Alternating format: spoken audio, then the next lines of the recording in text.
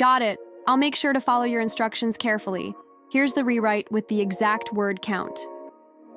All right, folks, hold on to your seats because things just got heated over on The View. So, John Fetterman, yep, the U.S. Senator from Pennsylvania, is now suing the show's host, Sunny Hostin, along with the producers.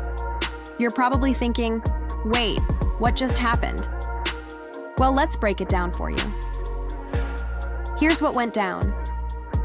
During a recent episode of The View, Sunny Hostin made some pretty controversial comments about Fetterman. Those remarks, which were aired live, have sparked a huge backlash, and now Fetterman is taking legal action. I am not the senator for just Democrats in Pennsylvania. I'm everyone's senator in Pennsylvania, and so it's just having a conversation with the press. Now you know The View, right? It's known for its lively discussions, and sometimes things get a little out of hand. It's not unusual for the hosts to, well, push the envelope. But this time, it seems like Sunny might have crossed a line that Fetterman isn't willing to let slide. So, what exactly did she say? During the discussion, she referred to Fetterman's visit to Mar-a-Lago. That whole Mar-a-Lago visit sparked tons of debate, mainly because Fetterman, a Democrat, went to meet with none other than Donald Trump. You assure the world that as you try to get control of these areas, you are not going to use military or economic coercion? No, I can say this. We need them for economic security. The Panama Canal was built for our military. I'm not going to commit to that now. It might be that you'll have to do something. Visiting Trump's Florida estate isn't exactly like any other political meeting. It's more like setting up shop for controversy, right? Naturally, people talked about it because Fetterman is the first Democratic senator to reportedly make that move. Anyway, Hostin's remarks seem to question Fetterman's motives, kind of implying that he's cozying up with the enemy, if you catch my drift. If you get what I mean. In a new Netflix documentary series about New York Jets quarterback Aaron Rodgers, he said he's heartbroken about friends and family cutting him off for his controversial political views and conspiracy theories. And a lot of Americans can relate to this, especially after this last election. So, do you think it happens everywhere? What I recall about him is when he was asked about the COVID-19 pandemic, during the height of the pandemic, when people had lost loved ones, when people's family members were missing from their Thanksgiving table, like my table, he said, "I'm immunized." And as it turns out, he was not. He had done his own research. He has his Google MD like I do. And I think he said he was allergic to something in the vaccine, but he had COVID and he was in a huddle with his teammates. Yeah. And I think people felt like, wow, you don't care. You're not your brother's keeper. This could really turn me against football. Morality. This idea of cozying up to the other side has people on edge because in today's political climate, things are, well, a bit, how do I say it, tense, right? The country's pretty divided, and any sign of cooperation with the opposing side is viewed in all kinds of ways, sometimes positively, but often negatively. Fetterman's visit, to be fair, was aimed at finding some common ground. We all know how these things usually go. In politics, it used to be pretty normal for presidents and Congress members to have cross-party relationships to get things done. Ronald Reagan, for example, famously worked with Tip O'Neill despite party differences. Joe Biden, as vice president, also collaborated with Republicans like Mitt Romney to push legislation. So Fetterman's stance was kind of in that tradition, trying to better serve the American people by uniting on certain issues, even if it means meeting with someone from the other side of the aisle. But Hostin saw it differently, and here's the problem. In today's world, anything Trump-related is bound to stir the pot. Hostin's comments made it sound like Fetterman was hanging with the wrong crowd, if you get my drift. But here's the kicker. Fetterman's not just letting this slide. He feels those comments weren't just inappropriate, but potentially damaging to his reputation. The lawsuit is based on these very points. In a time of extreme political tribalism, taking an action like this has huge ramifications.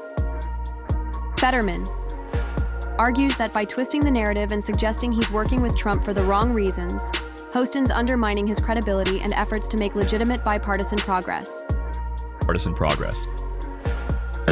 Senator, many of Trump's... Since Trump's win, there's been a lot of soul searching on the Democratic side, people needing answers on what went wrong. Do you think that is helpful? And do you think there should also be some soul searching on the Republican side who need to analyze why they would nominate a convicted felon who ran on lies, threats of retribution, and concepts of a plan? I haven't spent any of my time after the election freaking out or just, thinking about, here's where we are. And I would like to remind everybody that that's the way democracy. This isn't just about Fetterman feeling hurt. It's about maintaining a level of decorum where facts are kept separate from divisive rhetoric. According to Fetterman's camp, Hostin's comments were like throwing gasoline on an already raging fire. And to be fair, in today's media environment, that's a pretty risky move. He's not just concerned with his own image. He's worried about the broader consequences such commentary can have on public discourse. It's like he's drawing a line to stop public perceptions from spiraling out of control, based on half-truths or sensational angles. But here's the thing. Despite all this chaos, Fetterman has built a reputation for not being bogged down by party lines. He's known for standing his ground without total allegiance to his own party, which is rare, right? Whether you agree with him or not, you've got to admit that level of straightforwardness is, in its own way, refreshing. Notably, Fetterman's consistent efforts in, say, hostage negotiations reflect his commitment to working with whoever can move the agenda forward for important causes. Like right now, there is a prime example of how both parties are trying to pose a united front on important international matters. Where Fetterman's involved in efforts that align with both Joe Biden and Donald Trump to negotiate the release of hostages through bipartisan endeavors in critical areas, like in the Middle East. So, there's this interesting angle where the lawsuit isn't just a fight between a senator and a TV host, but a wider commentary on how we discuss policy differences. To be honest, it's also a gut check on how media personalities navigate political commentary and its consequences. So, here's where it stands. Fetterman, while busy on serious diplomatic fronts, doesn't want to let this slip by, demonstrating the importance of keeping public dialogue in check. His legal action might serve as a warning that the narratives crafted on such platforms should align more closely with truth than sensationalism. They'll say that about the J6 people too, though, right? That's what they're going to say on the other side. That is weaponized also. I'm not referring to that. I'm talking about the New York trial, and now the Democrats on our side there were some that were gleeful, calling it like now he's a convicted felon and those things, and now for our party we were talking about criminal justice, and we're now talking about second chances, and now all of a sudden now you're like, well, he's a convicted felon and all these things.